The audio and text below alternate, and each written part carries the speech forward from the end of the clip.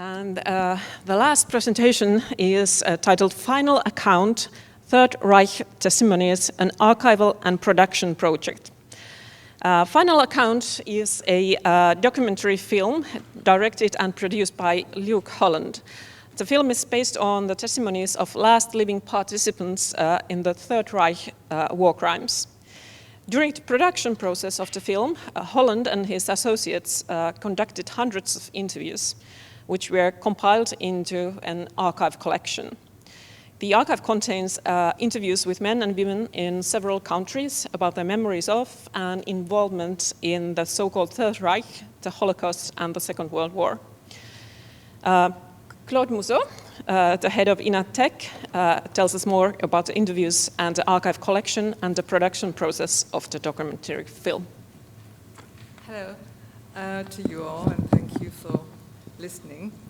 As you said, along with the film production project, Final Accounts Third Reich Testimonies is an archival project that was initiated and directed by Luke Holland and his production company ZEF Productions in association with UCL, University City College of London, the Wiener Holocaust Library, and INA. INA was involved from the very beginning as far as collecting the documents and long-time preservation of the archives, as well as accessibility of the documents. All four partners signed a memorandum of agreement that frames the use of the collections for education, research, and memorial purposes. So my presentation will be divided in three parts. First, a focus on the project as such and how with its different facets. Then a focus on the collection strength and the potential focus for research. And then how it can be accessed and used, and some limitations to accessing and using the collections.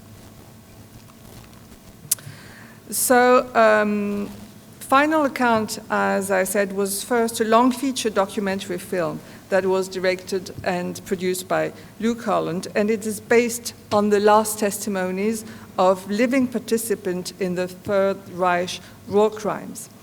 The film premiered at the Venice Film Festival in the year 2020, a couple of months after Luke Holland died, after he had been ill for several years. It has been released already in several countries, the UK, US, and France. But in parallel to the film production process, or rather prior to the film production process, an archive was built which contains live story interviews that were conducted by Luke Holland and a team of associates between the year 2008 and 2017.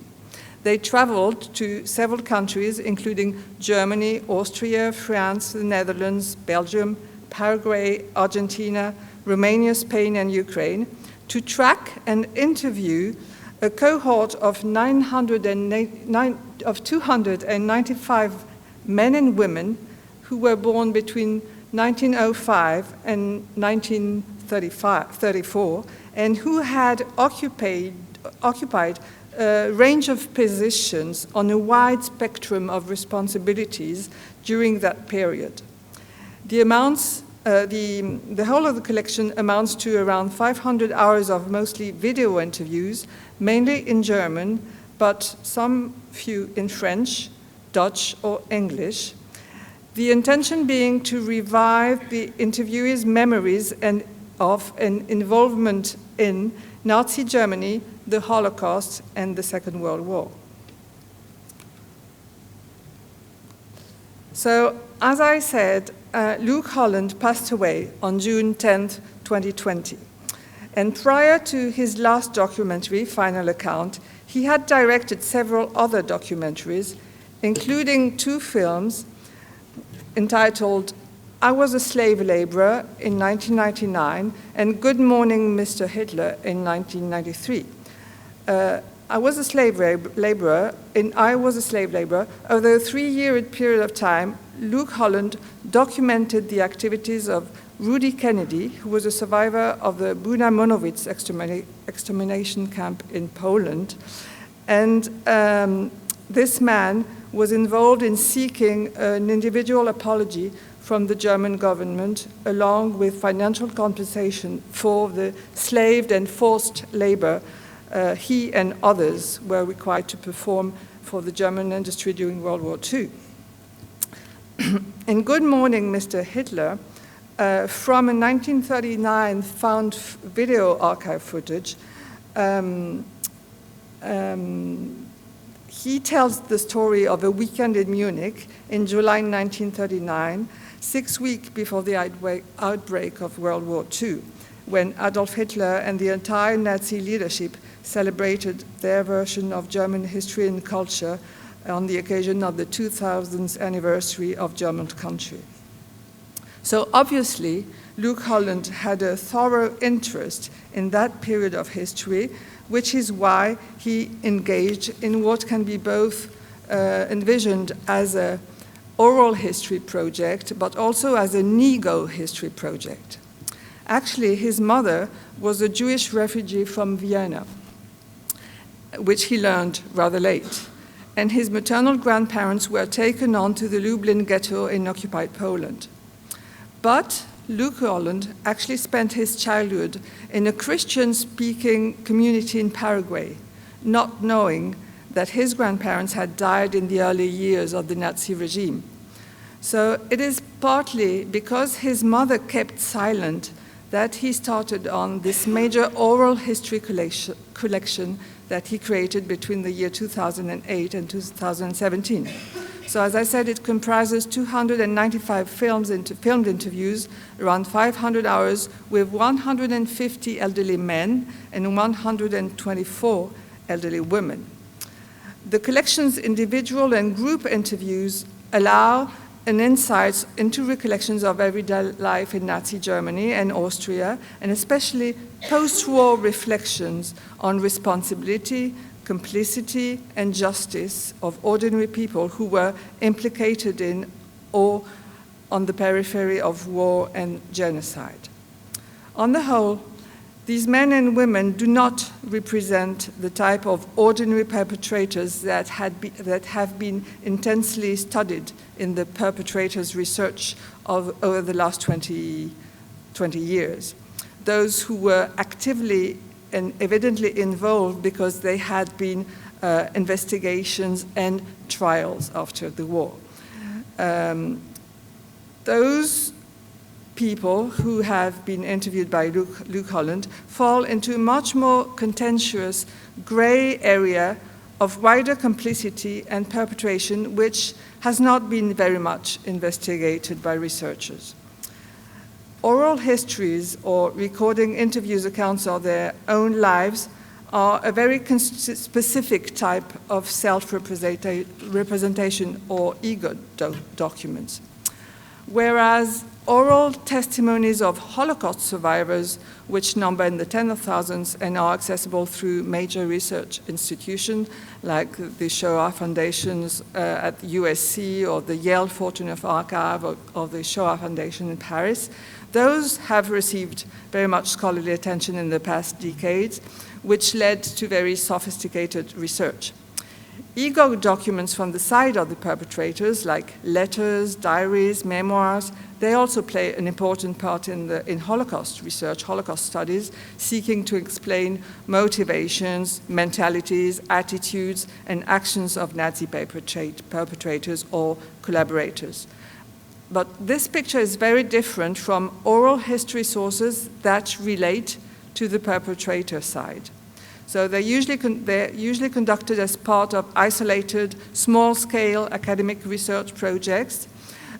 Interviews with former perpetrators, collaborators, or bystanders are often difficult to locate, and are not always open for research and analysis. So despite the field of Holocaust studies increasing emphasis on ordinary men and women, the voices of those who were implicated in a system of state-ordained collective violence are still largely missing. This is why Final Account, Third Reich Testimonies, is one of a limited number of collections worldwide that does relate specifically to perpetration and complicity, and as such has great significance. So now a focus on the collection's strength and potential focus for research. This is a list as in a way to enter the interview collections that has been suggested by Stephanie Rausch, who is a history PhD and was a researcher at the Center for Collective Violence, Holocaust and Genocide Study at UCL from 2006 to 2022.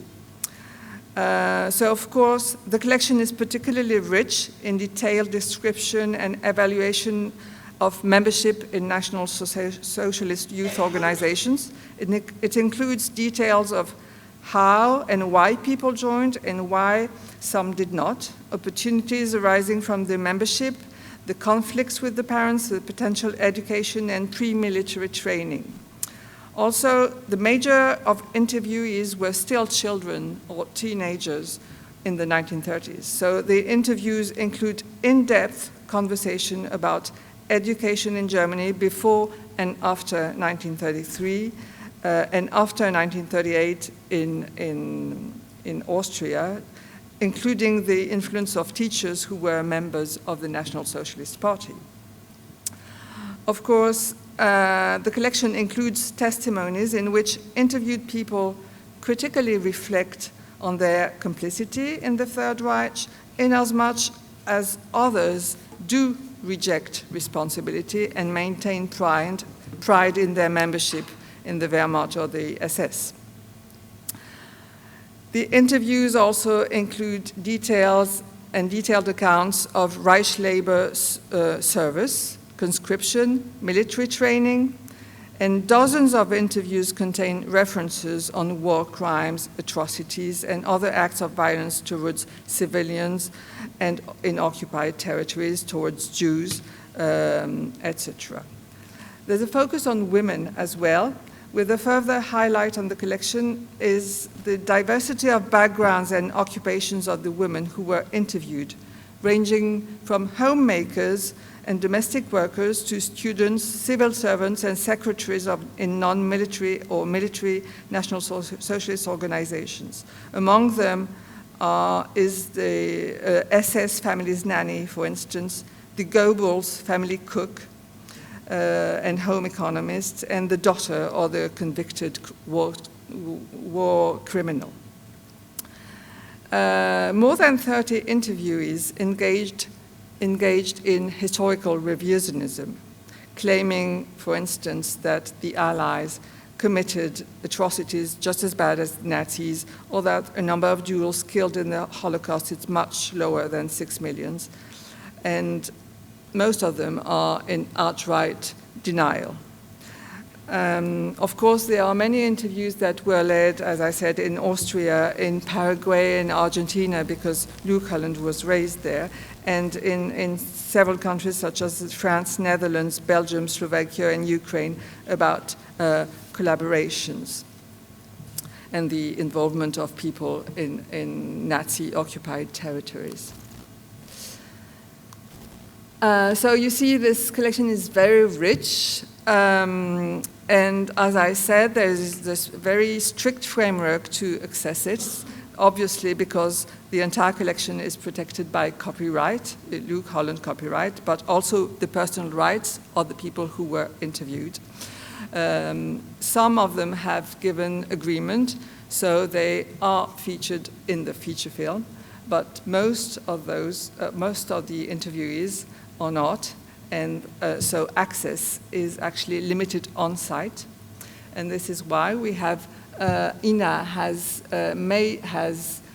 is engaged in long-time preservation and has made the archive accessible on its professional platform, INA Media Pro, but it's an online platform, obviously, but it needs to be, this special collection needs to be accessed on site, both at UCL, the Wiener Holocaust Library, and INA.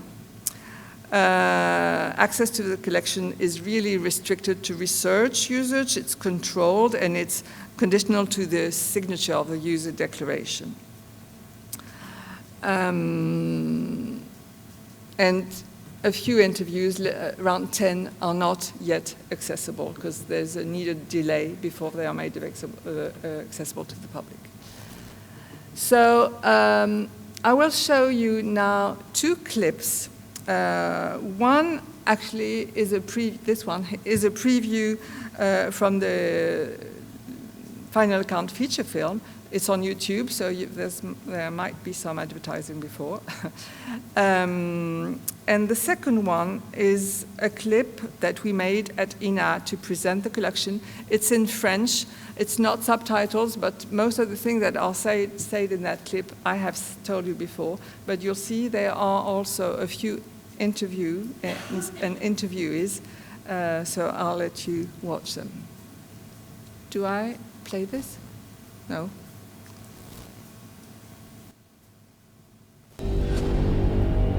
For the first time on record, the children of Nazi Germany give their final account in what may well be the last testimony of its kind. One of the things that he wanted to do with this film and with this archive was to challenge multiple myths that had emerged in the sort of post-war period. This question of what did they know? What did the Germans and Austrians, those who had been involved, know about it? Not necessarily just from a military point of view, but also from a civilian point of view. What do they know? When do they know it? And then what did they do if indeed they did know? How did they respond? And what is their response now? It was fascinating, yes, hearing those responses as they unpicked their own personal histories, as a lot of these memories emerged. There was I think there's a marked difference. Sometimes there are some who've spent some time considering or at least reflecting on their past, and so there was a certain amount of construction which Luke had to work around, had to manage in the memories and how these memories are recollected. Of course, they've been managed over time, and it's a matter of unpicking those details. Whereas for others, they seem wholly unreconstructed. It brings to light very clearly that there were no monsters in the Third Reich. There were people that, made these decisions, and they may have been in uniform and they may have been carrying out these orders, but they were also people making conscious decisions about their lives. And even in their old age, as it's dawning on them, maybe through these confrontations, that they really had been a part of something so evil.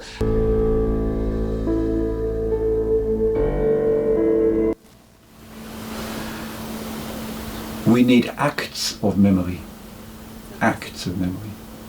I am engaged in an act of memory, collecting the testimony of people who were there, people who witnessed it, people who did it, and now recognize their part in the crime. Or don't recognize their part in the crime, attempt to defend it. But it's important to collect these stories. From Luke's perspective, I mean, when he set out on this journey, it began as a mission to find. He wrote a haiku. I think I've said this in other interviews. Luke said he wrote this haiku that it went, my grandparents were murdered. I want to shoot old Nazis. I am a filmmaker.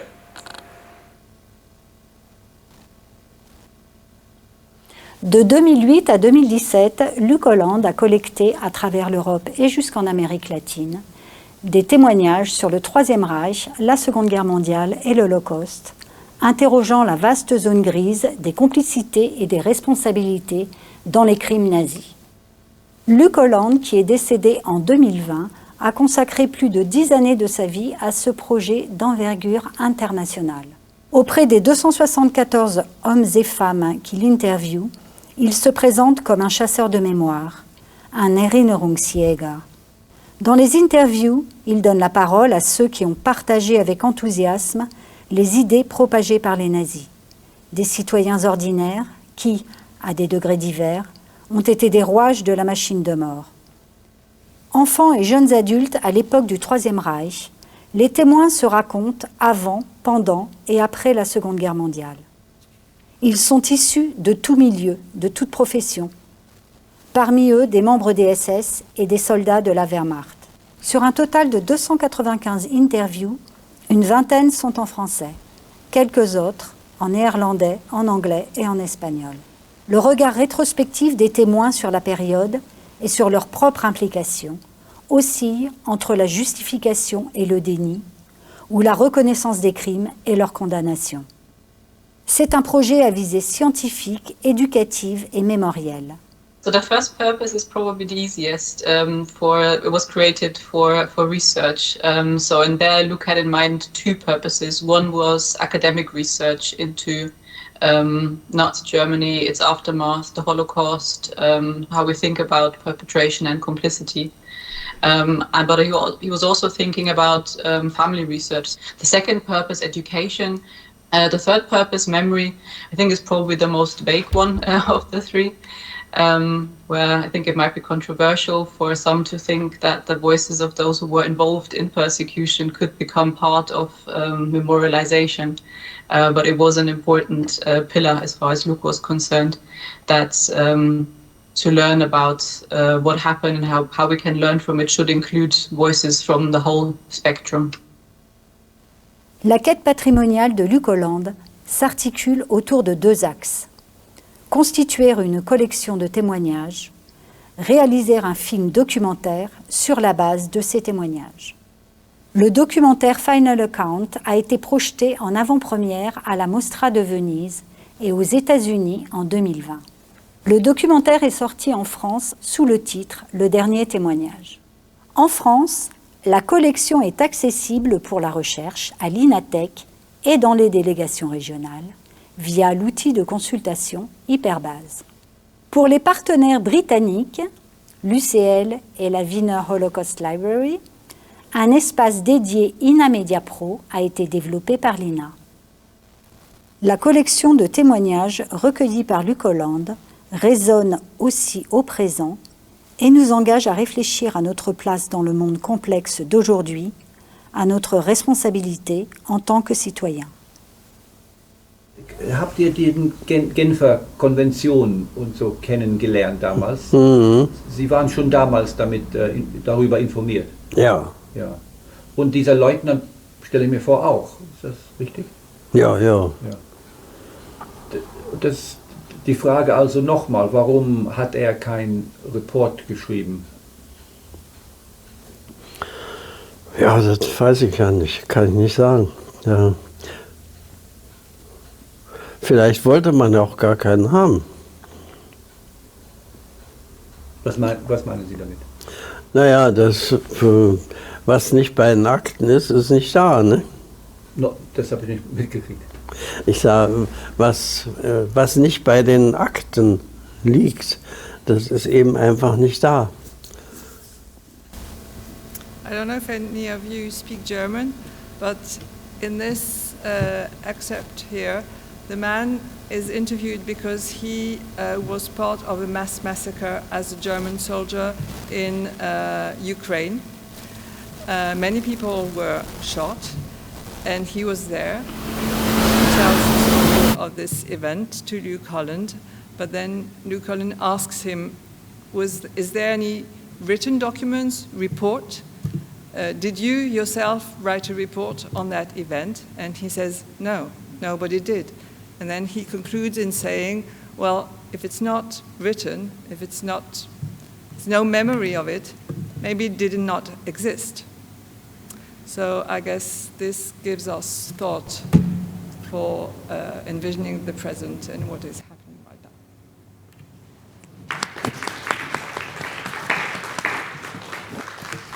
Thank you, Claude. That was fascinating. Do we have questions for her?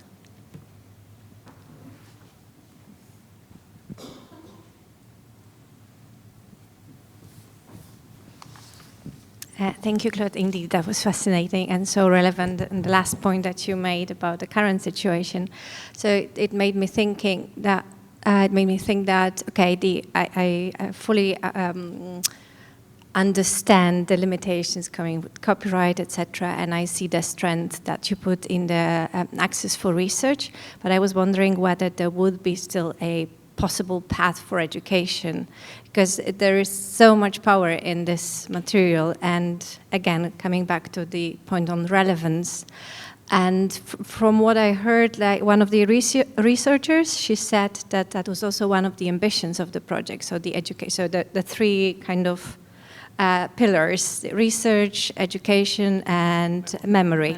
Exactly. Thank you, Marco.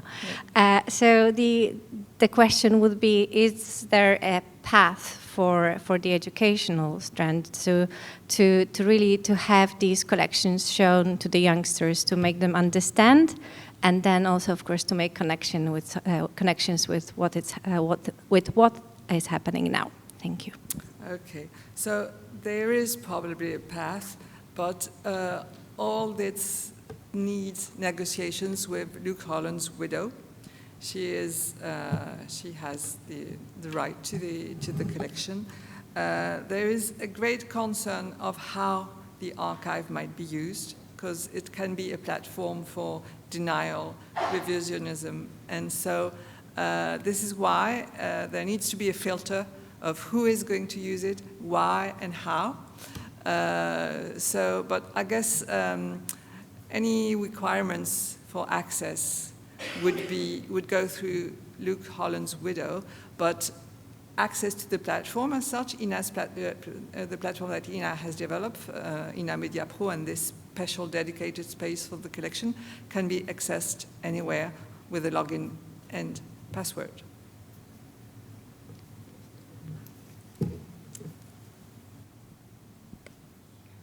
Yeah, I agree with Maya. It's a very interesting project. It reminds me of one project in Spain, which is people who lived the Spanish Civil War. It's totally different because it's not so risky, and it's open to access also through login, but it's open.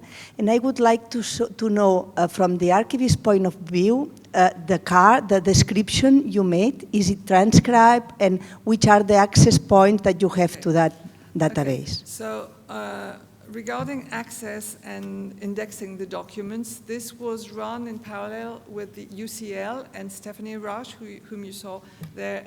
So Ina and Stephanie worked hand in hand, and she made like the written record for each document with information on the person, which is not available. The name of the person is not available. It's a number. We have it in the background, but we do not make the names available. And then there's a series of keywords, location, events, and only a few of the documents have been transcribed, actually, because Luke Holland wanted some of those in the long feature film. But they are like 20 out of 295 that have been transcribed. And they are like synopses of each interview which the researcher can use. But the description, and so they're not transcribed, but you can use keywords, and there's an index of the keywords you can use. Some more questions? So I have one. If someone is interested in seeing the documentary, is it available somewhere? It's been released in cinemas, and I don't even know if there is a DVD. I don't know. I don't think so yet. But yeah. No, I don't know. It's been distributed, but I don't know. It's only been released in France, United States, and UK, I think, so far. Yeah. Okay, thank you. Thank you, Claude. And I want to thank all our presenters and speakers today, and thank you for your questions. And I think it's time for lunch now. Thank you.